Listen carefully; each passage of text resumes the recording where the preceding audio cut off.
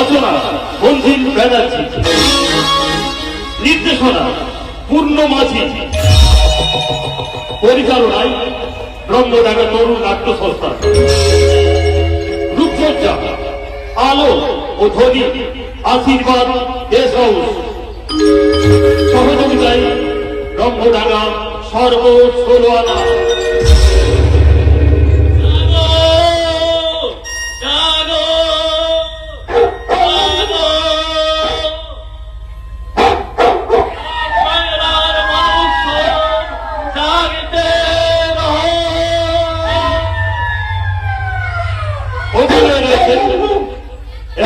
যাত্রা জগতের সর্বাধিক গায়ক নায়ক, নিকর উত্তম প্রামাণিক বরিষ্ঠ অভিনেতা সঞ্জয় মাঝি, দুরন্ত নায়ক তারক ঘোষ, যাত্রা জগতের দ্রোণাচার্য পূর্ণ মাঝি, যাত্রা জগতের উদীয়মান খলনায়ক রঘুনাথ মোদক, দিগ্বিজয়ী অভিনেতা রাজীব মাঝি, অন্যান্য চরিত্রে রোহিত ও বচন, বিশিষ্ট চরিত্রে তাপস ও কাঞ্চন, হাসিব রাজা গৌতম, মাটির মানুষ দর্শন মাঝি।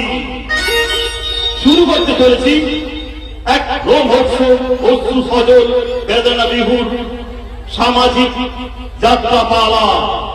জীবন নদীর ঘূর্ণিপাকে কুল কিনারা নাই, জীবন নদীর ঘূর্ণিপাকে কুল কিনারা নাই, সুখের বাসরে উঠল বেজে শেষ রাতের সানাই, শেষ রাতের সানাই।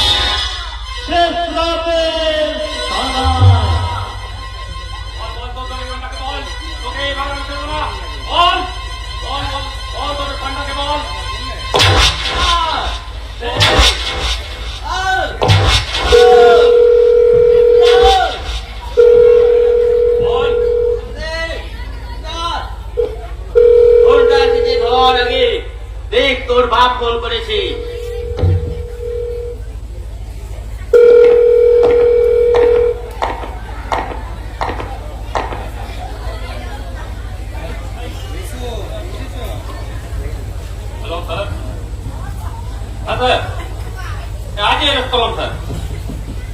কি বলছেন স্যার, কি বলছেন কি স্যার?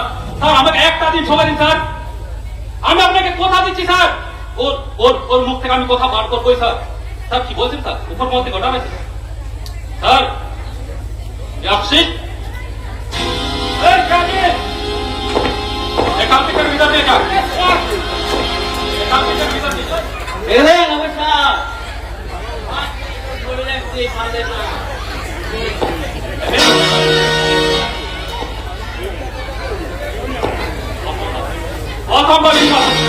আজ আমি রেজিস্ট্রেশন সাবমিট করবো।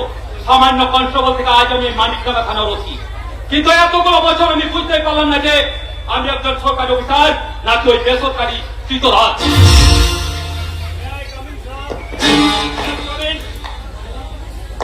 আপনি আমাকে ডেকেছেন? এক মিনিট মুখার্জি, আমি এই চাকরির পর থেকে আজ ইস্তফা দিতে চাই।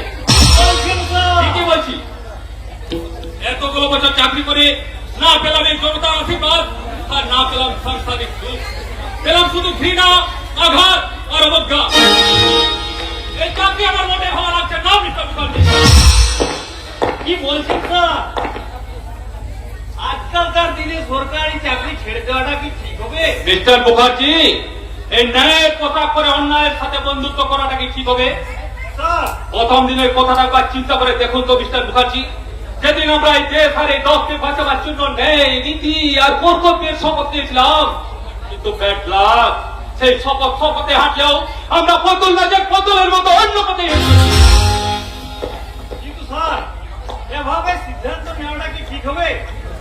আমি বলছিলাম কি স্যার, আপনি যদি আপনার সমস্যাটা আমাকে বলতেন তাহলে আমি সেই সমস্যার সমাধান করার চেষ্টা করবো। সমস্যা কটা সমস্যার সমাধান আপনি করবেন কোথায়? জানান মিস্টার মুখার্জি, প্রথম এই থানাতে ভর্তি হয়ে আমাকে পোস্টিং করলো কলকাতা পীরতলা থানায়। এই এলাকার কুখ্যাত সমাজ বিরোধী ওই বড় বড় ব্যবসায়ীদের কিডন্যাপ করে ব্ল্যাকমেল করতো। যে আমি তাদের ধরার ফান পাতলাম, অমনি আমাকে ট্রান্সফার করতে হলো মেদিনীপুর থানায়। সেখানেও বাতাসে ভাবতে বন্ধ, রাজনৈতিক দাঙ্গা আজ বন্ধ, কাল রেল রোকো। কিন্তু এখানে ও একটা ক্রিমিনাল কেস করলে ওই লোকাল পার্টির নেতারা তাদের জাত পার্টি বের করে বলবে ও আমার লোক, ওকে ছেড়ে দিন। কিন্তু এখানে তো এরকম কোনো প্রবলেম হয়নি স্যার। হয়নি, তবে এবার আমি বেশ বুঝতে পারছি হবে। এই মানিকখানা থানায় বদলি হয়ে এসেছে মাত্র 7 দিন হলো। এই 7 দিনে আমি শুনতে পেয়েছি এই উত্তরের পাহাড়িয়া জঙ্গল থেকে পয়সা করা হয়, মেয়েদের তুলে দিকে ধর্ষণ করা হয়, চায়ের বাগান থেকে বেআইনি ভাবে টনটন চা চুরি করা হয়। কিন্তু এসব কে বা কারা করছে তা কেউ বলতে পারবেন না। আমি একটু ভুল করছেন স্যার। প্রমাণ থাকলেও এই সমস্ত ক্রিমিনালদের ধরা যাবে না। কারণ কারণ এই সমস্ত ক্রিমিনালরা আপনার আমার কেউ উঁচে তোলা বসে থাকা নেতা অফিসারদের কিনে রেখেছে। তাই বলছিলাম কি স্যার, ও হেতু এইসব চিন্তা না করে যেমন চলছে তেমনি চলতে দিন। ভিক্টর মুখার্জি, একটা কথা ভুলে যাবেন না স্যার, আধুনিক শিক্ষা সভ্যতার নামাবলী গায়ে দিয়ে এই ইন্টারনেটের পৃথিবীতে আমরা মানে প্রতিটা মানুষ আজ প্রতিবন্ধী আনফিট নয়, মিস্টার মুখার্জি শব্দটা আনফিট নয়, ওই শব্দটাই হবে মিটপিট। কারণ যা যেটা হওয়ার কথা ছিল সেটা না হয়ে হয়েছে অন্য কিছু। এই যেমন ধরুন হওয়ার কথা ছিল ডাক্তার, ছুরি কাছি নিয়ে অপারেশন করবে, তারাই হয়ে গেছে ডাক্তার। তারা ছুরি কাছি নিয়ে অপারেশন করছে শুধুমাত্র ধরন তালে। হওয়ার কথা ছিল অভিনেতা, মঞ্চে দাঁড়িয়ে মিথ্যে মিথ্যে সংলাপ বলবে, ওরাই হয়ে যায় বড় বড় নেতা। মঞ্চে দাঁড়িয়ে জনসাধারণের সামনে মিথ্যে মিথ্যে সংলাপই বলছে শুধুমাত্র ধরন তালে। হওয়ার কথা ছিল ভিক্ষারি, হাত পেতে ভিক্ষা চাইবে। আমরা হয়ে গেলাম পুলিশ, আমরা হাত পেতে ভিক্ষা চাইছি, যাকে কথা বাংলায় বলে ভোট। ধরন তালে না বাট এত কিছুর পরেও 15 আগস্ট 26 জানুয়ারির দিন আমাদের সমস্ত করে চিৎকার করে বলতে হয়, সারে জহাঁ সে আচ্ছা হিন্দুস্তান হামারা। বলতে পারেন মিস্টার মুখার্জি, এই সারে জহাঁ সে আচ্ছা কথাটা ওই হাত কোথাও পারবে অফিসার পারবে। বিদেশি স্বৈরাচারী শক্তির বিরুদ্ধে আমাদের গলা মিলিয়ে বলতে হবে, সারে জাহাঁ সে আচ্ছা হিন্দুস্তান হামারা। हम बुलबुल है उनकी गुलिस्ता हमारा। আপনি পরশুরামের কঠোর কুঠার নিক্ষত্রিয় করিব বিশ্ব, আদিব শান্তি শান্ত উদর। আমি মালিক ডাকার শোষিত বঞ্চিত অবহেলিত নবাব চৌকিদার। আপনি তাহলে ক্রিমিনালকে ধরে দেওয়ার জন্য পুলিশকে আড়াল থেকে সাহায্য করেন? শুধু তাই নয় স্যার, এই নবাবদার জন্য মানিকডাঙ্গা থানায় ছোটখাটো চুরি চিন্তায় সব বন্ধ হয়ে গেছে। শুধুমাত্র চুরি আর চিন্তায় বন্ধ করলে হবে না মিস্টার মুখার্জি, বন্ধ করতে হবে সমস্ত চোরাপথ। ভারতবর্ষের শরীর থেকে মুছে দিতে হবে পরাপতন। কিন্তু আমরা এই পুলিশের পোশাক করে এগুলো করতে পারছি না। এমন করে পারবেন স্যার, এই পশ্চিম বাংলার গ্রামগঞ্জের খানাগুলোতে ঘুরলে বুঝতে পারবেন, থানায় টেলিফোন আছে কিন্তু লাইন নেই, তাই বাজে না। থানায় জিপ আছে কিন্তু পেট্রোল নেই, তাই চলে না। আপনাদের মতো অফিসারদের কমরে গুঞ্জে একটা করে পিস্তল আছে কিন্তু চালাবার হুকুম দেয়নি সরকার, তাই চালাতেও পারেন না। আসলে এই প্রশাসনের ভবিষ্যৎটাই অন্ধকার। একটু টর্চ ছেড়ে যে আলো করবেন তারও উপায় নেই, কারণ ব্যাটারি নেই, টর্চও জ্বলবে না। ভারতবর্ষের আইন অন্ধ, প্রশাসন মুখ থুবড়ে পড়েছে, হাসপাতালে বেড়ে মৃত্যুর সঙ্গে পাঞ্জা লড়ছে মানবতা। জীবন যুদ্ধে পরাজিত হয়ে সংসার কারাগারে বন্দী, অসহায় চাকুরিজীবী মানুষ। আর চারিদিকে শুধু বেভিচার আর সন্ত্রাসের হানাহানি। জানি বাবু, জানি শুরুতে কোন সত্যটাকে বিসর্জন দিতে পারি না। মান আর হুশ সমৃদ্ধ একজন মানুষ হয়ে, একজন আইনের রক্ষক হয়ে সে পোশাকের কর্তব্য পালন থেকে তো নিজেকে বিরত রাখতে পারবো না। বাস্তব বড় করে নেওয়া, বাস্তবকে মেনে নেওয়া বুদ্ধিমানের কাজ। বলে ঠিক কথাই বলেছেন স্যার, চাকরি ছেড়ে চলে যাওয়া মানে তো হেরে যাওয়া। এমনিতেই তো প্রশাসন ব্যবস্থা মুখ থবড়ে পড়েছে, তারপর আপনার মতো একজন অফিসার ইস্তফা দিয়ে আর অক্সিজেনের অভাবটা ঘটাবেন না সাহেব, আর অক্সিজেনের অভাবটা ঘটাবেন না। আপনি ঠিক করে বলেছেন আপনি সিদ্ধান্ত পাল্টে ফেলুন স্যার। আপনি কেন বুঝতে পারছেন না মিস্টার মুখার্জি? ওই সিদ্ধান্তটা পাল্টে ফেলবে না তো হেরে যা। প্রমাণের অভাব আমি মানিক কাগজ থেকে সন্ত্রাস মুক্ত করতে পারবো না। পারবেন, পারবেন স্যার, পারবেন। কে বা কারা এই সন্ত্রাস ঘটাচ্ছে তা আমি আপনাকে বলবো। আপনি আমি এই স্যার, এটা কি? একটা ডায়েরি, ইচ্ছে ছিল লেখক হওয়ার, হয়ে গেলাম চৌকিদার, কিন্তু লেখার অভ্যাসটা আর ছাড়তে পারিনি। তাই অসত্যের মুখোমুখি দাঁড়ানোর জন্য সত্যের গালি দিয়ে লেখা কিছু দুঃসাহসিক প্রমাণ আমি দিনের পর দিন ওই ডায়েরিতে লিপিবদ্ধ করেছি। মালিক জানার অনেক ইতিহাস আপনি ওই ডায়েরি পড়লেই বুঝতে পারবেন।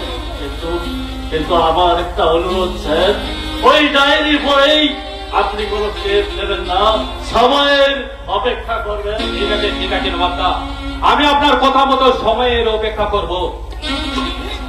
আমার ছোট্ট ভাগনা বিট্টু এত পুরান বছর তার বাপ মায়ের জন্য ভিক্ষা করে আছে, কিন্তু ভুলাইতে পারেন স্যার।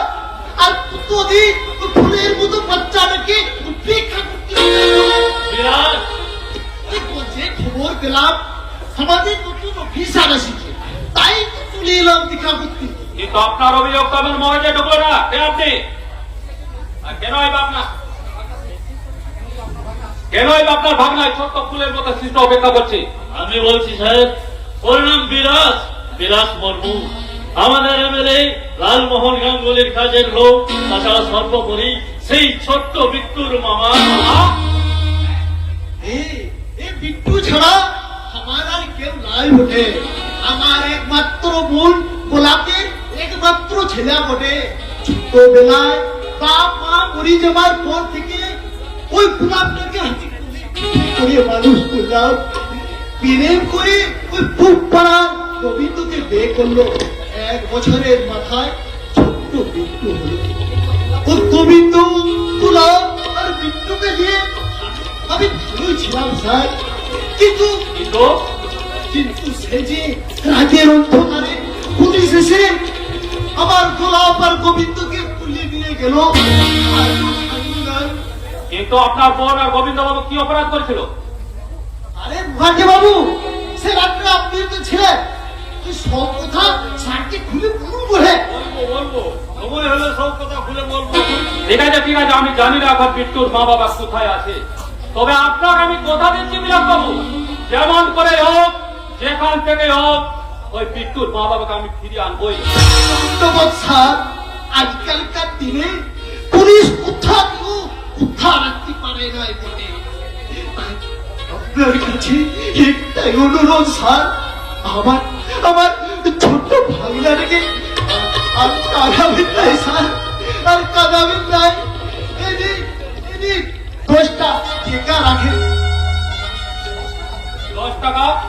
এই আমি রোজ স্কুলে টিফিন খেতে যে টাকা দিই, টিফিনটা চপিয়ে রাখা সেই 10টা টাকা আমার ভাগনা আপনাকে দেওয়ার জন্য পাঠিয়ে।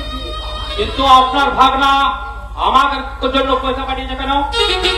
ও জানে আজকালকার দিনে পুলিশ ঘুষের টাকা না পেলে কোনো কাজ করে নাই। আপনার ভাগনা আমাকে ভুল বুঝলো, আপনি আমাকে ভুল বুঝবেন না বিলাস বাবু। টাকাটা আপনি ফেরত দিয়ে যান। না স্যার, টাকাটা আপনি ফেরত দেবেন না। মেজবাবু ঠিক কথাই বলেছেন স্যার, ও ঠিকানা আপনি লিখে দিন আপনার কাছে। ওই টাকার বিনিময়ে আমি তার জন্য আপনার কাছ থেকে একটুকু সান্ত্বনা নিব, একটুকু সান্ত্বনা ওই ফুলের মতো গাছ থেকে বাঁচিয়ে রাখার জন্য।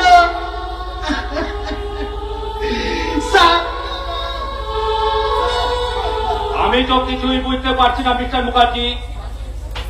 ওই বাচ্চা ছেলেটা টিফিন না খেয়ে আমার জন্য টাকা পাঠাবে, আর সেই টাকা আমি 2 হাত পেতে নেব। নেবেন, কারণ কারণ কারণ সেই বিট্টু আর বেশি দিন বাঁচবে না। আপনি কি বলছেন না বাবু? হ্যাঁ হ্যাঁ, আমি ঠিকই বলছি। ব্লাড ক্যান্সার যে কাউকে বেশি দিন বাঁচিয়ে রাখে না। ওই সর্বশক্তিমান ঈশ্বর ওর পৃথিবীতে থাকার পাসপোর্টটা বেশি দিনের জন্য রিনিউ করেননি স্যার, বেশি দিনের জন্য রিনিউ করেননি। হ্যাঁ স্যার, ছোট্ট বিট্টু ধারণা টাকা না দিলে পুলিশরা কাজ করে না, তাই টাকা দিয়ে যে মা বাবাকে ফিরে পাবার আশা কিনে নিতে চায় এই থানা থেকে। ওই আশা নিয়ে যায় বলে হয়তো ও বেঁচে আছে। যেদিন ওই টাকা আপনি নেবেন না সেদিন ও আশাহত হবে, আর বলা যায় না সেদিনে হয়তো না।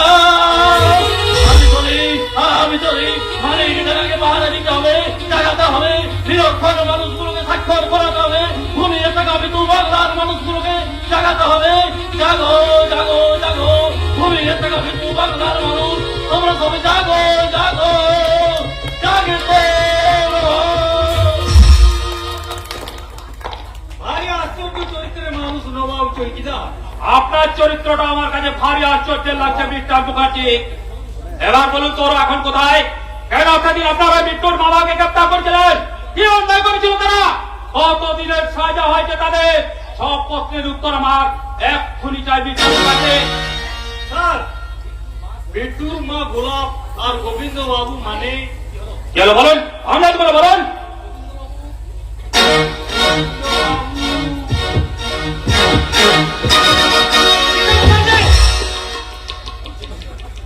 আপনি কি বলছেন কি মিস্টার মুখার্জি?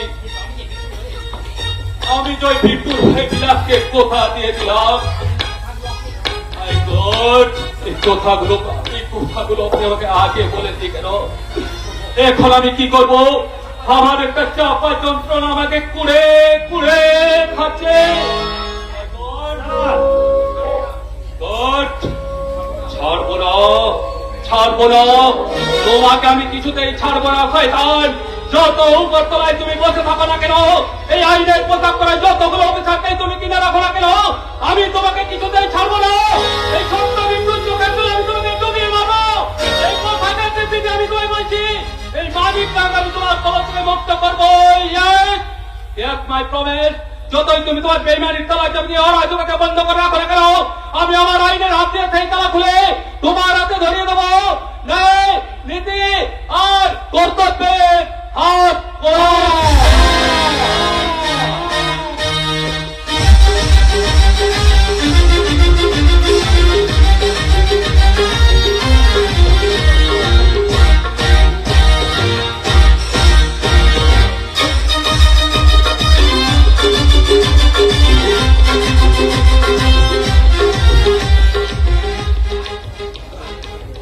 সংসার নয় যেন চালান, উনি চাই চাই বললে তো আর পাওয়া যায়। সকাল থেকে সেই যে চোর কিন্না চোর নাচছি বাবা, নেচেই চোর। উনি এটা চাই আর সেটা চাই, এই বাবার মাসুম ই হয়ে গেল না। বলি ও চাপা চাপা, বলি কোথায় গেলি রে? এত চাপা চাপা করছো কেন? বলি সাত সকালে চিৎকার করে বাড়ি মাথায় করছো কেন? আমি কি সাথে যে যাচ্ছি, আমি তখন থেকে যে ডাকছি তুই সারা দিচ্ছিলি না কেন? আমি তোমার কিরাম গোলাপ নয় যদু কাকা, যে ডাকলেই আমাকে আসতে হবে। বলি আমার এখন কত কাজ। বড়বাবু স্টেটে যাবে, তার জন্য আমায় রান্না করতে হবে। ওদিকে গিন্নিমা পূজায় বসেছেন, তার জন্য আবার পূজার জোগাড় করতে হবে। আপনার উপরে আমি পলাশদার অর্ডার। একটু কথায় কথায় চিৎকার করবে উঠবে, চাপা এটা কই, চাপা ওটা কই। আমার কি 10টা হাত নাকি দুঃখ ঠাকুরের মতো? তুমি বলো যদু কাকা, এত বড় সংসারের কাজ আমি কি একা হাতে করতে পারি? ঠিক বলেছি চাপা, এ তো সংসার নয়, যেন একটা রাজবাড়ি। তবে বুঝলি চাপা, ওই বড়বাবু বেঁচে থাকাকালীন এই সংসার আরো বড় ছিল। এ বেলা ও বেলা মিলে কমসে কম 500 পাতা পড়তো। এই গ্রামে কেউ না খেয়ে থাকতো না। আর বড় বাবুর মন ছিল আকাশের মতো নির্মল উদার, গান ঝাড়ও করতো। আচ্ছা যদু কাকা, লোক মুখে শুনেছি কর্তা বাবুর বাবা বড় বাবু নাকি মারা গেছে।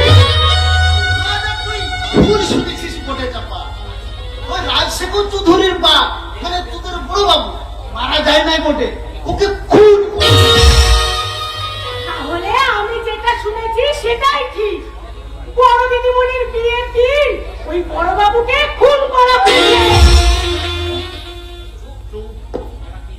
মনে রাখিস এই দেয়ালেরও কান আছে, এসব নিয়ে আলোচনা তারপরাই। তাছাড়া তোমাকে একটা কথা বলি, চৌধুরী বাবু তোমাকে তো এ বাড়ি আসতে পারো, তবু তুমি কেন বারবার এ বাড়িতে? বলো কেন, উত্তরটা আমার জানা নাই যদু কাকা। আসলে আমি হলাম কি একটা ভূত। ওদিকে লালমোহন গাঙ্গুলির বউ ওই কাজল দিদি আমাকে এই বাড়ি থেকে খবর নিতে পাঠাবে, আর চৌধুরী বাবু বাড়িতে কোনো খবর পাঠাবে না, তবু আমাকে আসতেই হবে। আসলে আমি হলাম যে ওদের মাইনে করা চাকর। আরে ছুড়ে এলো কথা, এখন বলেন দেখি ওই চৌধুরী বাবু আছেন কেমন বটে? এই মানিক ডাঙ্গার বুকে চিরন্তন সত্য, সততা আর প্রতিবাদের পতাকা উড়িয়ে চৌধুরী বংশের প্রত্যেকটা চরিত্র যেমন তাদের অস্তিত্বকে বাঁচিয়ে রেখেছে, এই রাজশেখর চৌধুরী তার অস্তিত্বকে ঠিক মতো বাঁচিয়ে রেখে ভীষণ ভীষণ ভালো আছে। কিন্তু বিলাস, আমার কথা চিন্তা না করে তুমি তোমার ওই বোনের লালমোহন আর তার পরিবারের কথা চিন্তা করো।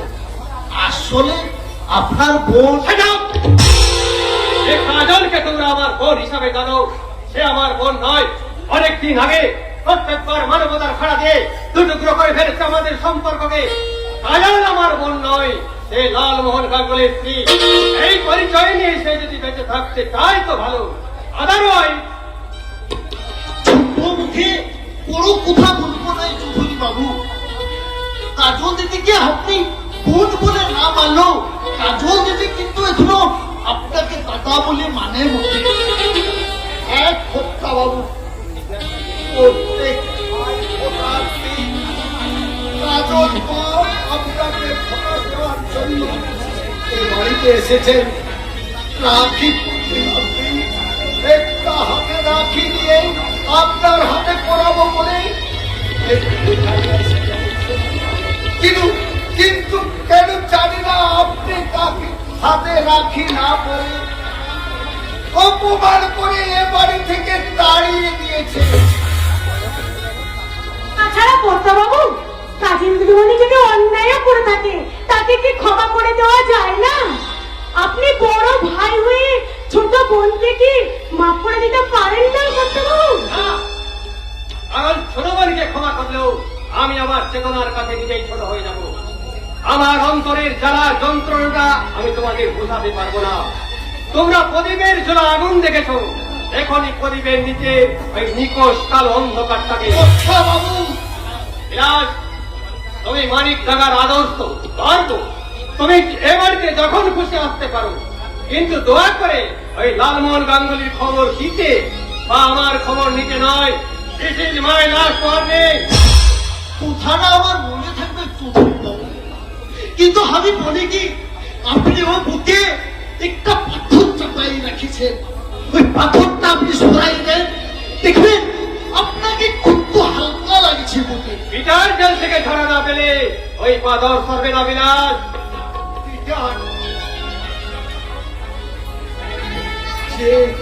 যে আপনার বড় বোনের বিয়ের দিন আপনার বাবাকে খুন করে জেল খাটছে সেই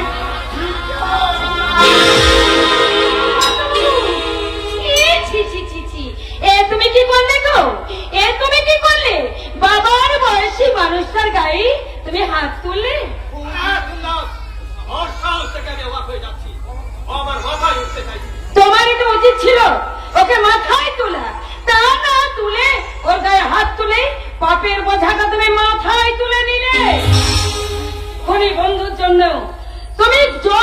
আমাকে আজ অপমান করলে, তাই তোমাকে বলতে বাধ্য হচ্ছি, অভিজাত্যের ডানায় ভর করে যতই তুমি আকাশের দিকে ওড়ার চেষ্টা করো না কেন, চোখ দুটো তোমার সেই ভাগাড়ের দিকেই আসে। আমার বন্ধুত্বে তোমরা যোগ্য না। পিতার সম্বন্ধে একটাও বাজে কথা আমি তোমাদের মুখ থেকে শুনতে চাই না। শুনতে না চাইলেও সত্য কখনো মিথ্যে হয়ে যাবে না গো। ঠাকুর ঘরে বসে পুজো করতে করতে তোমাদের সমস্ত কথাই আমি শুনেছি। তাই তো এই সর্বশক্তিমান করুণাময় ঈশ্বরকে আমি ডেকে ডেকে বললাম, ওগো করুণাময় ঈশ্বর, পৃথিবী সৃষ্টি করবার সাথে সাথে সৃষ্টি করেছো তুমি প্রেমকে, যে ভালোবাসা দিয়ে এই চৌধুরী বংশের বাগানকে তুমি সাজিয়ে রেখেছিলে, সে বাগান, সে ভালোবাসা তুমি শুকিয়ে যেতে দিও না গো, শুকিয়ে যেতে দিও না, শেষ করে দাও, শেষ করে দাও। দাদা, মনের মধ্যে সৃষ্টি হলো বিভেদ আর বিদ্বেষ। তুমি দেখে নিও গো, তুমি দেখে নিও, তোমরা সবাই দেখে নিও, একদিন না একদিন ওই সর্বশক্তিমান ভগবান আমাদের মুক্তিটা চাইবেনি। আর এই ভাঙা সংসার আমি একদিন না একদিন জোড়া দেবই দেব। যতই তুমি ভাঙা সংসার জোড়া দেওয়ার স্বপ্ন দেখো না কেন, আমিও তেমনি ওই তোমার হাতের ওই এক জোড়া চাকা ভাঙার স্বপ্ন দেখি। ওগো, আমার মন যদি পবিত্র থাকে তাহলে তোমার ওই সাত পাকের বন্ধনকে, মুক্ত করার স্বপ্নকে আমি কিছুটাই সার্থকতা দেব না। আর এই শপথ শুধু আমার একার নয়, ৩৩ কোটি দেবতা। এক কাজ করো নন্দিনী, হাতে করে নাও কাঁচের চাকা, তাড়াতাড়ি ভাঙতে সুবিধা হবে। ওগো, তা যদি আয়না তৈরি হয়, কিন্তু শাখা সিঁদুরের দিব্যি নয়। সিঁদুরের বদলে চিঠিতে লাল রং ব্যবহার করো নন্দিনী, তাড়াতাড়ি বুঝতে পারবে। অগ্নির সাক্ষী রেখে যে সিঁদুর তুমি আমার স্মৃতিতে পরিয়ে দিয়েছ, সে সিঁদুর মোছার ক্ষমতা আমার নেই গো। কারণ এই পৃথিবীতে সিঁদুরের চেয়ে শ্রেষ্ঠ লাল রং আর কিছুই নেই গো, আর কিছুই নেই। যতই তুমি চোখের জল ফেলো না কেন নন্দিনী, একটা কথা তুমি কান খুলে শুনে রাখো, এই বাড়িতে কাজল যদি আসবে, এই দিন এই বাড়ি ছেড়ে আমি চিরকালের জন্য চলে যাচ্ছি।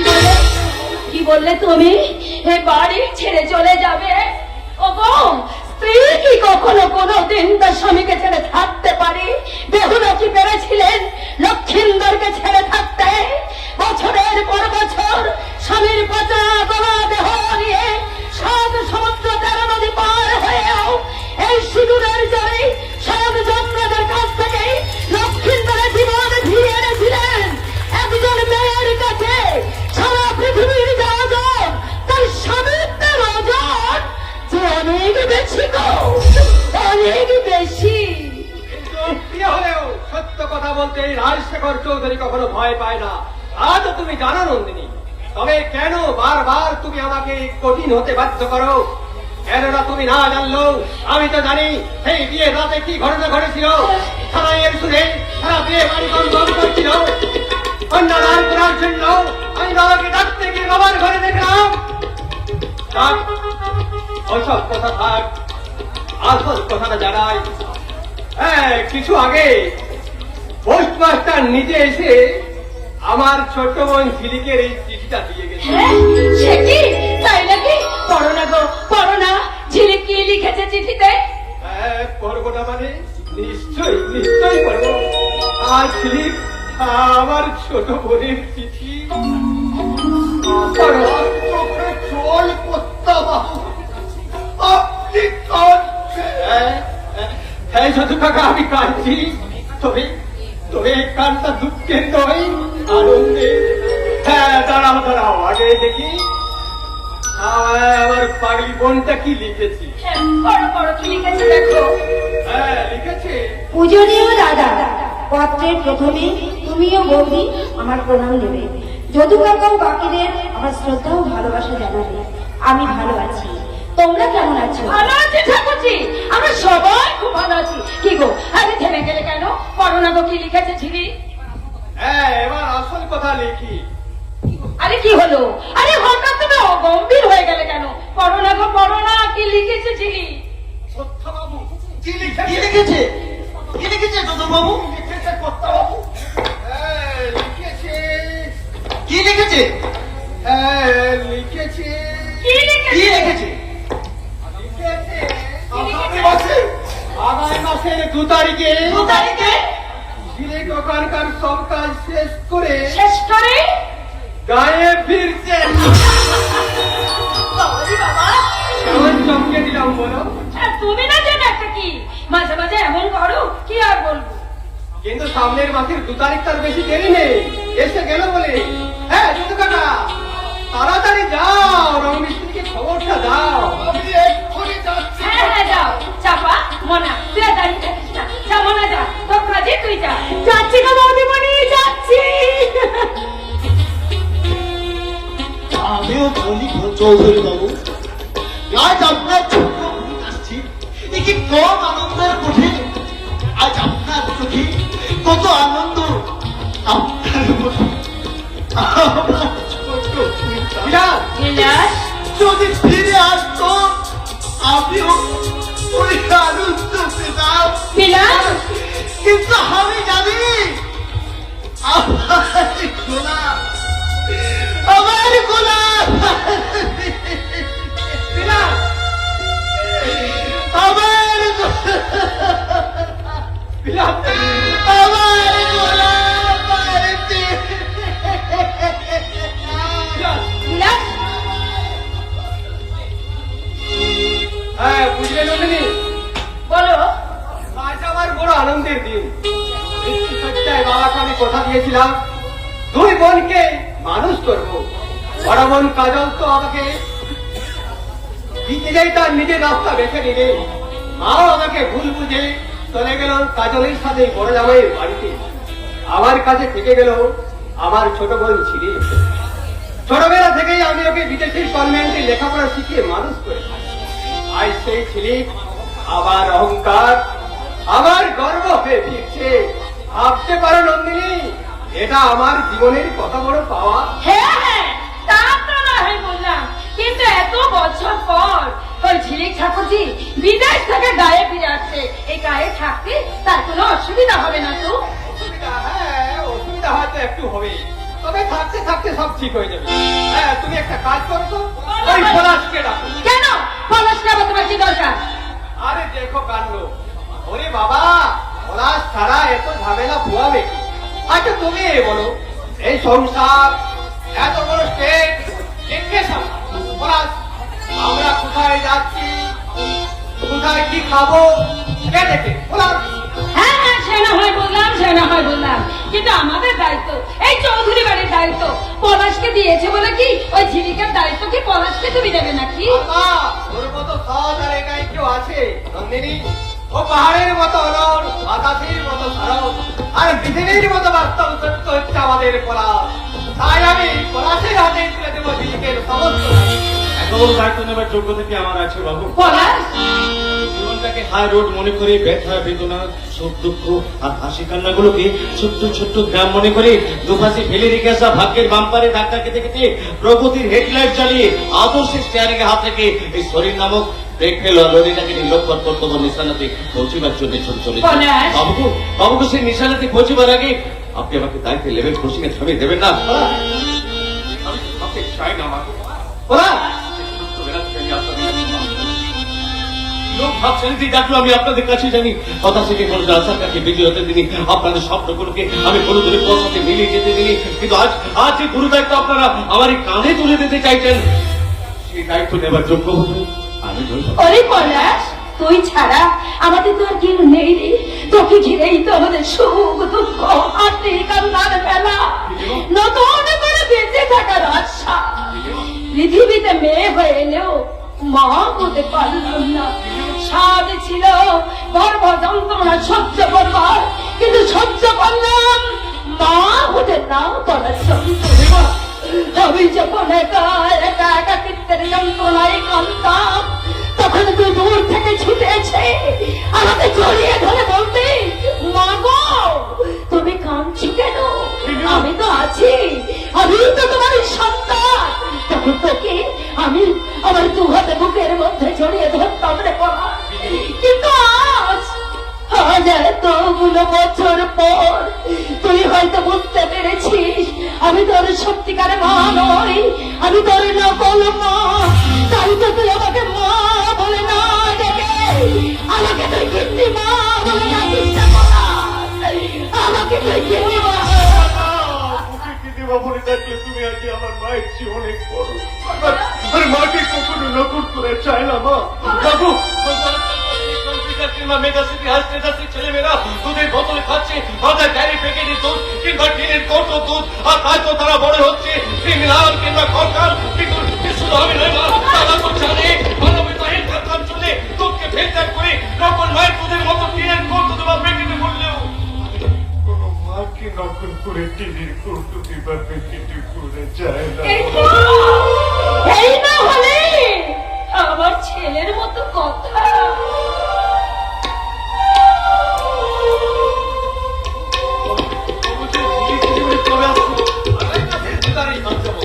কোন পলাশ, ও কোন ঘরে থাকবে, কি কি দেখবে, কোথায় কোথায় যাবে, সমস্ত ব্যবস্থা তুই করবি। আচ্ছা ঠিক আছে, আর শোন, হ্যাঁ ও যদি বেড়াতে যায় তুই সঙ্গে যাবি। ঠিক আছে বাবু, আর ও যদি স্টিয়ারিং হাতে রেখে গাড়ি চালায় তুই ব্রেকে পা দিয়ে রাখবি। ঠিক আছে বাবু, ঠিক আছে।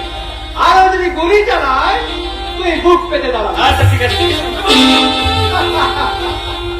ভয় পেয়ে গেলে নাকি? না ভয় পাবো না, বন্ধুকে সামনে বুক পেতে দাঁড়ালে আমি যে মরে যাবো। আরে দূর বাবা, মরবি কেন রে, মরবি কেন? তোরা তো বাংলা রঘু রঘুনাথের দল, বিদ্রোহী আর বিদ্রোহীরা কখনো কোনোদিন মরে না রে বাবা। তবে তোমাদের কথা শুনে আমার বেশ ভয় লাগছে। আমার মনে হচ্ছে কি কি বল কি বল? আমার মনে হচ্ছে আমি আর এই বাড়িতে বেশি দিন নেই। ও সেই কথা কেন? কেন বাবা? আরে ঝিলিক দিদিমণি এই বাড়িতে আসার পর তো তোমরা শুধু তাকেই ভালোবেসে, আমার তো আর ভালোবাসবে না। ওরে পলাশ, সন্তানের কাছাকাছি মায়ের ভালোবাসা কখনো ভাগ করা যায় না রে। তোর গীতিমা ঠিক কথাই বলেছিলি পলাশ, ভালোবাসা বেড়ে যায়, ভালোবাসা ভাগ করা যায় না। তুই দেখিস পলাশ, ছোটবেলাতে যেমন আমরা সবাই এক সুতোয় গাঁথা মারা হয়ে এই চৌধুরী বাড়ি আমি আলোকিত করতাম, আজও ঠিক সেইভাবে আমরা আবার ফিরে আনবো আমাদের অতীতকে। আগামীকে ডেকে ডেকে বলবো, দেখে যাও ভবিষ্যৎ, আমাদের অতীত আর বর্তমান কত সুখে আমাদের শৈশবকে কাছে পেয়ে আমরা ফিরে যাবো আমাদের বর্তমানে। আমরা হাসবো সেই হাসি, মেঘের কোন রোদ্দুর যে হাসি হাসতে শিখিয়েছে। আমরা গাইবো সেই গান। পলাশ, পলাশ তোর মনে আছে সে গানটা আমি তোকে গাইতে শিখিয়ে দিয়েছিলাম? মনে আছে বাবা? গানা বাবা, গানা একটি বার তুই গা। ও ভালো রাখবো ভরে এই জীবন হাসি মানে, তাই মনে হয় থাকবে শুধু প্রেমের অসর ধরে।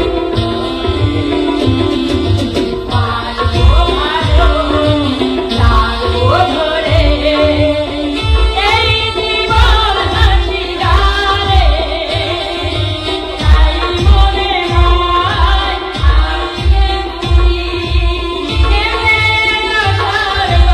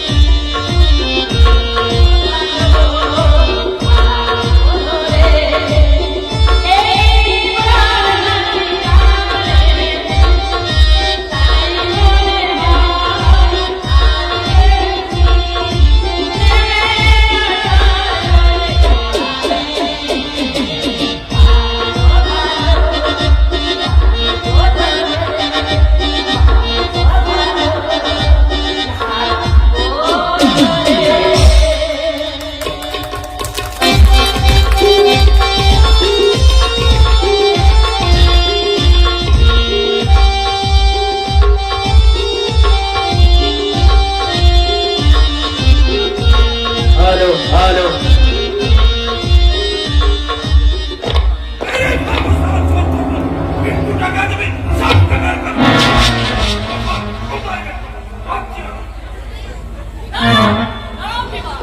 বিট্টুকে তুমি এইভাবে মারছো কেন?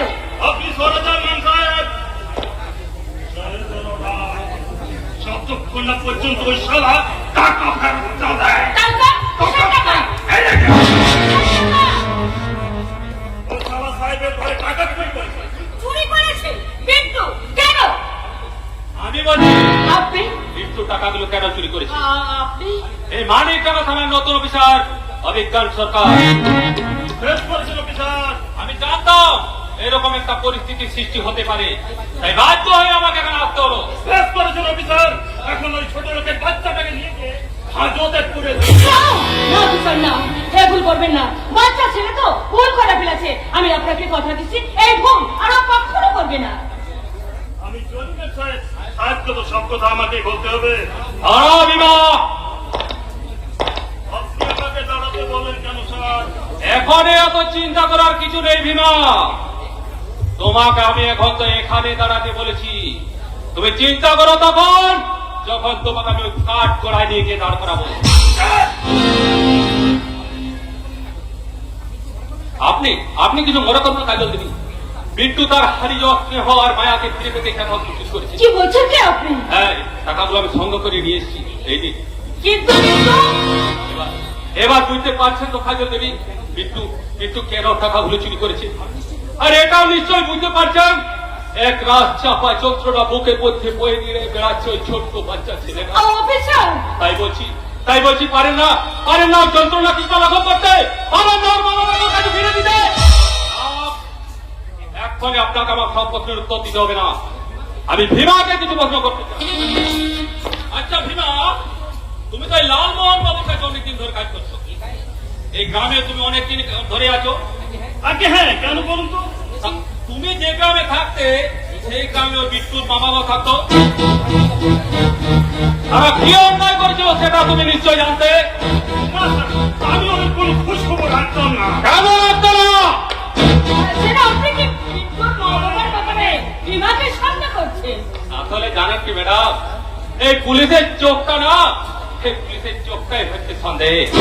কখন যে কাকে সন্দেহ করে, এই যেমন ধরুন এখন আমি এই ভীমাকে সন্দেহ করছি, একটু করে হয়তো আপনাকে সন্দেহ করবো।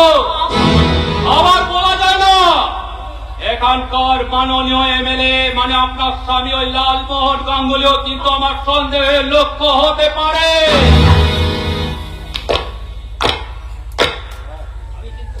আমি কিন্তু রাজসভার চোখকে ঝুলে থাকা মাছ নই অফিসার।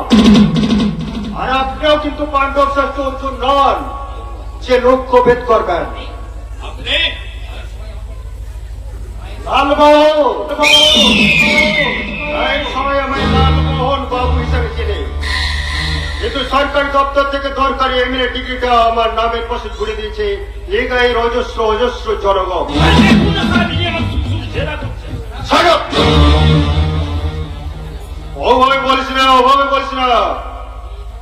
উনি এই থানাতে প্রথম এসছেন, তাই একটু মন দিয়ে কাজ করতে দে।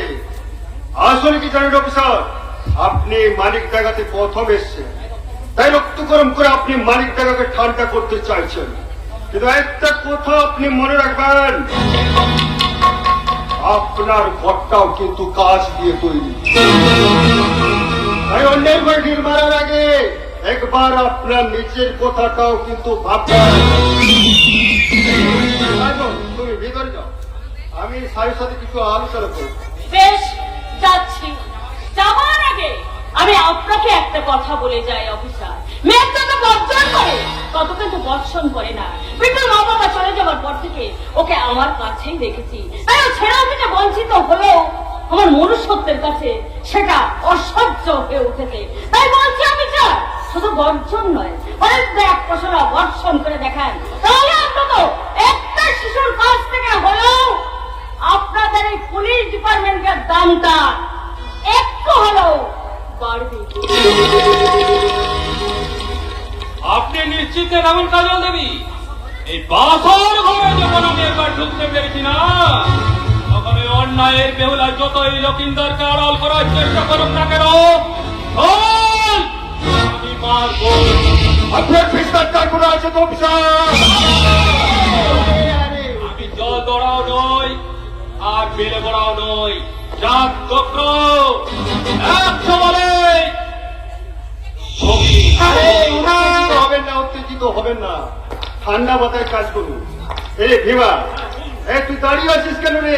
স্যার আমাদের বাড়িতে প্রথম এলো, উপহার নিয়ে আস। বল, হ্যাঁ উপহার। এই ধরুন একটা সোনার নেকলেস, কিছু স্টাইল করে বিদেশ চুড়ি আর একটা দামি বেনারসি শাড়ি।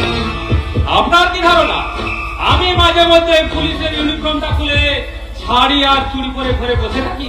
আরে আপনি করবেন কেন? ওটা আপনার স্ত্রীর জন্য। আমি বিয়ে করিনি। কি?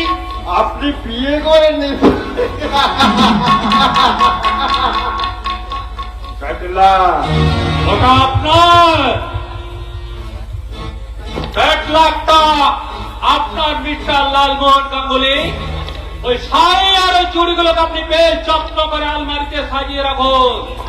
এই গায়ের মাঝে যেদিন আপনার ওই ক্লিন ইমেজটাকে ধ্বংস করে কোমরে দড়ি বেঁধে হাড় ধাক্কা দিতে দিতে থানায় নিয়ে যাব না, সেদিন ওই শাড়ি আর ওই চুড়িগুলো আমি আপনাকে সুন্দর করে পরিয়ে নতুন বইয়ের সাজিয়ে সাজিয়ে দেব। চলি। আপনি অহেতুক আমার উপরে রাগ করে চলে যাচ্ছেন অফিসার। একটু কিন্তু ভেবে দেখবেন, আর কেটে কমে ডাললে কুমির কিন্তু কামড়াবে।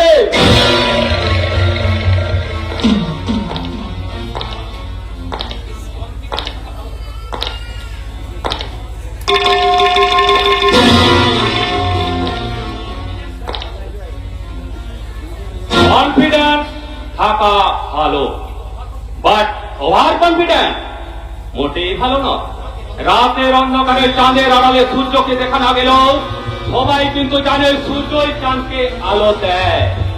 একবার যদি আমি সেই সূর্যের সন্ধান পাই না, তাহলে আপনাকে বুঝিয়ে দেব ওই খাল কেটে কুমির আনলাম, না এই কুমিরটাকে মেরে ওই খালের জলটা পরিষ্কার করলাম। Goodbye!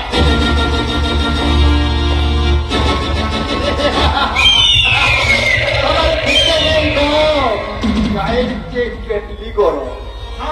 কিন্তু আমার মনে হচ্ছে সাহেব অফিসার উন্নতির মতো নয়, একটি শক্ত ন্যায় প্রতীক। প্রতীক মানে চিহ্ন, ওই চিহ্নটাকে আমি ছিন্ন ভিন্ন করে নিশ্চিন্ন করে দেবো রে ভীমা। আরে ভীমা, তোর বোন চাপা কেমন আছে? হ্যাঁ দেখ, তোর বোন মানে তো আমার বোন, একবার দেখা করতে বলছো। হ্যাঁ নিশ্চয়ই বলবো স্যার। হ্যাঁ তাহলে আমি আসি, নমস্কার। নমস্কার। এতদিন পরে কেউ আমায় ভাগে ধরলো। পয়সার অফিসার যদি ফাইলটা পেয়ে যায়, তাহলে আমার বউ কাজল বুঝতে পারবে কেন রাজনীতি আমাকে তার বাড়িতে ঢুকতে দেয় না। আরে সব জানাজানি হয়ে গেলে আমি তো ফেসে যাব, কিন্তু তা কি করে হয়? আমি আমি ফাঁসি না, আমি ফাঁসা বড্ড শততার পানি খুব চাচ্ছে ও সারা অফিসারটা। বিমার বোন চাপাকে দিয়ে আমি একটু ফাঁসাবো। তারপর ওই শাশুড়ে বাচ্চা পিটুটাকে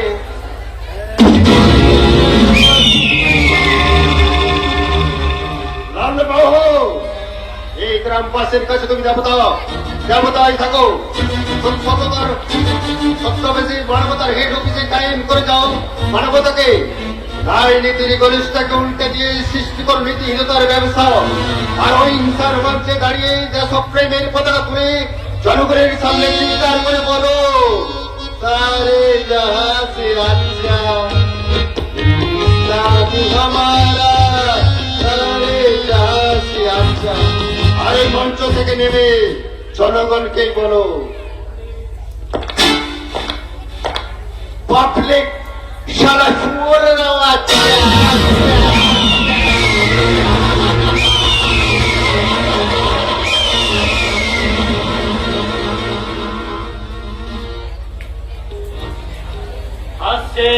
হাসছে, প্রাণ খোলা হাসি হাসছে। সাজা খেটে জেল থেকে ছাড়া পেয়ে গায়ে ফিরছে পিতা। আবার আজই বিদেশের পাঠ শেষ করে স্বদেশে ফিরছে ওই রাজসাগরের ছোট বোন ঝিলি। মনে হচ্ছে অতীতটাকে ভোর মনে করে পাখিগুলো খাবারের সন্ধানে উড়ে চলে গিয়েছিল দেশ দেশান্তরে। আবার সেই পাখিগুলোই বর্তমানটাকে ভোর মনে করে সবাই বাসায় ফিরছে। কে ঘরে ফিরছে গো নবাব কাকা? কে ঘরে ফিরছে? পাখি রে পাখি, মধুলি লগ্নের টকটকে ডুবন্ত লাল সূর্যটাকে পেছনে ফেলে পাখিরা সব বাসায় ফিরছে। তোমার কথাবার্তা আমার মগজে কিচ্ছু ঢুকছে না। তা ঢোকার দরকার কি বাপু? এখন বলতো তুই কোথায় যাচ্ছিস? যাচ্ছিলাম আমার কোথায়? ওই গন্ডগোলের হাত থেকে পালাচ্ছিলাম। গন্ডগোল মানে ওই লালমোহন গাঙ্গুলি হয়? হ্যাঁ গো হ্যাঁ, ওই নামেও গন্ডগোল আর পরেও গন্ডগোল। কেন, কি করেছে গন্ডগোল? কি আর করবে? গন্ডগোলের ইচ্ছে আমাকে বিয়ে করবে। তা খারাপ কি? গন্ডগোল ওই লালমোহন গাঙ্গুলির মতো লোক নয়, হাসি খুশি বেশ ছেলে। তা গন্ডগোল গেল কোথায়? আমি এখানে সর্বনাশ! তুমি পিছু পিছু আমার এখানেও চলে এসেছো। জানলে এর আগে সব ছেলেরা মেয়েদের পেছনে পেছনে ঘুরে, আর বিয়ের পর মেয়েগুলো সব ছেলেদের পেছনে পেছনে ঘুরে। চিন্তা করিস না, আমি এখন তোর পেছনে পেছনে ঘুরছি, বিয়ের পর তুই আমার পেছনে পেছনে ঘুরবি।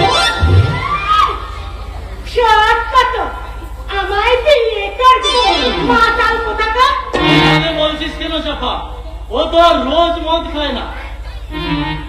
হ্যাঁ, বছর মাত্র দুদিন খায়।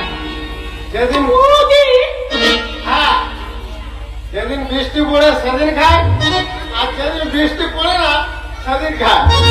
আর তাছাড়া একবার বলো আমায় বিয়ে করবে, আমি মদ খাওয়া ছেড়ে দেবো। তাই নাকি? একবার ভেবে দেখ চাপা, তুই রাজি হলে ও মদ খাওয়া ছেড়ে দেবে বলছে। তুমি আমার শুধু পেয়েছো নবাব কাকা, মাতালে আমার মুখ খাওয়া ছাড়বে না তুমি। তোমার দাদার দিকটি তুমি বললে আমি মদ খাওয়া ছেড়ে দেবো। ওরে অমুক পোড়া, তোমার দাদা টিপি খেলি, আর এখন তুমি মুখ খাওয়া না ছাড়িস তাহলে আমার দাদা। আচ্ছা নবাব কাকা, আমি কি আমার হংসরাকে মারতে পারি? না না না, কখনো না। তাহলে এই দেখ চাপা, আমি এর মগের মতো এ কি? এ তো এক খালি বোতল, সব খেয়ে ফেলেছিস। আরে খালি বোতল বলে তো ফেলে দিলাম, ভর্তিটা আমার পকেটে। না না গন্ডগোল, এটা তোমার ঠিক হচ্ছে না। এইভাবে মদ খেলে তোমার যে শরীর খারাপ হবে। আর তাছাড়া তুমি প্রতিদিন মদ খাও কেন? নবাব কাকা, মদ কেন খায় আমি তা জানি না, তবে তোমরা বিশ্বাস করো মদ খেলে আমি ভালো থাকি। গন্ডগোল, আরে চাপা, হ্যাঁ, এই সমাজে সুস্থ মানুষগুলো সচেতন নামে সুশিক্ষার অন্তরালে যে অসুস্থ কাজগুলো করে বেড়ায়, সুস্থ একদম উদাস্ত করতে পারবো না। তাই তো নিজের বিবেকের উপর পর্যন্ত তালা লাগিয়ে আমি অসুস্থ থাকি। বাপ, বারে সমাজ দর্পণের প্রতিবিম্ব বাপ। সাব্বাস, সাব্বাস গন্ডগোল, সাব্বাস। আমি বলছি গন্ডগোল, তুমি মদ খেও।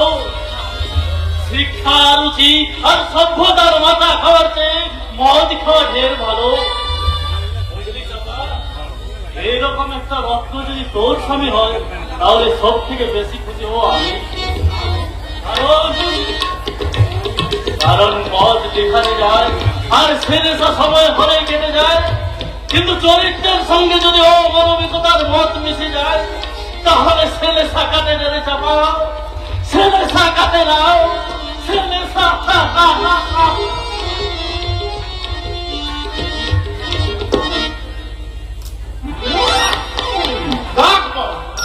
নবাব কাকা চলে গেছে, এবার হবে মানে কি হবে? যেটা নবাব কাকার সামনে হবে না, কাছে আয়, তোকে একটু ভালোবাসি। না না, ওই দূরে থেকে আসো, কাছে আসতে হবে না। আরে হ্যাট, আরে তোকে কে বোঝাবে? আরে দূরে দূরে ভালোবাসা যায় না। আমার মনে একটা স্বপ্ন আছে, একটা ঘর বাঁধবো, আমি তোকে বিয়ে করবো, আর 50 খানা বাচ্চা। 50 খানা? আগেকার দিনে পরিবার কল্পনা ছিল, আর মহাভারতের গান্ধারীর 100টা বাচ্চা হয়েছে। আজকের দিনে পরিবার পরিকল্পনা আছে, তাই হাত মানে 50টা। বুঝেছি বুঝেছি, ওই একটা বিষয়েই তোমার সাথে বিয়ে করে আমার চরম অশান্তি হবে, এমনকি কথাবার্তাও বন্ধ হয়ে যেতে পারে। আরে তাতে ঘটে কি, কথা বলতে হবে না। আরে বাচ্চা হওয়ার সঙ্গে কথা বলার কোনো সম্পর্ক নেই। বুঝেছি, তাহলে বিয়ের পর সব সময় আমাকে ওই হসপিটালের বেডে শুয়ে থাকতে হবে। সরকারি হাসপাতাল, বেড ছাড়লে বেড পাওয়া যাবে না, তাই একটা পার্মানেন্ট বেড নিয়ে নেব। আরে শুয়েই থাকবি, উঠাউঠির দরকার নেই। ছোট মায়ের আমার বিয়ের কপালে এই তোদের মতো লোকগুলোকে না গুলি করে মারা উচিত। নিজে বলিস না, ওরে স্বাধীনতার আগে সবাই গুলি খেয়ে মরতো, এখন আর কেউ গুলি খেয়ে মরে না, সবাই ভেজাল খেয়ে মরে। তাহলে তুইও মর ভেজালকে, আমি চললাম। আমার ছেড়ে যাও না চাপা, আমি যে চাপা ফুলের বউ আছি হতে চাই। চুপ কর মাতা। যখন কেউ আমাকে মাতাল বলে, তার প্রতিবাদ করি আমি। তুমি আমায় মাতাল বলো, তুমি আমায় মাতাল বলো, ধন্য যে হয় সে মাতাল, ধন্য আমি,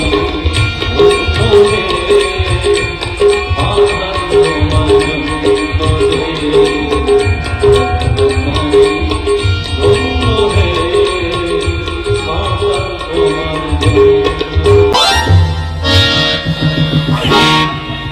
কি হচ্ছে কি?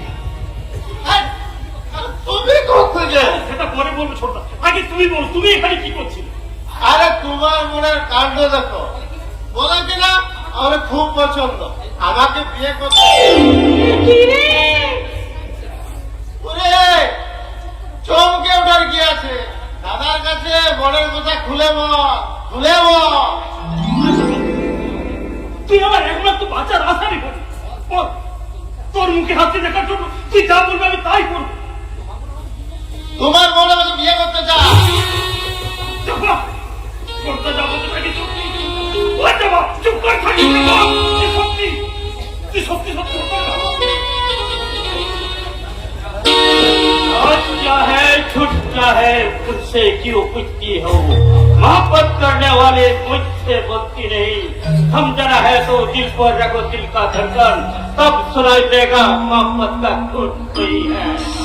দাদা বালার প্রেমে পড়েছো, একটা কথা ধরে রেখো, गॉड पे लव, लव पे रिलेशन, रिलेशन में टावेल, टावेल में डेट।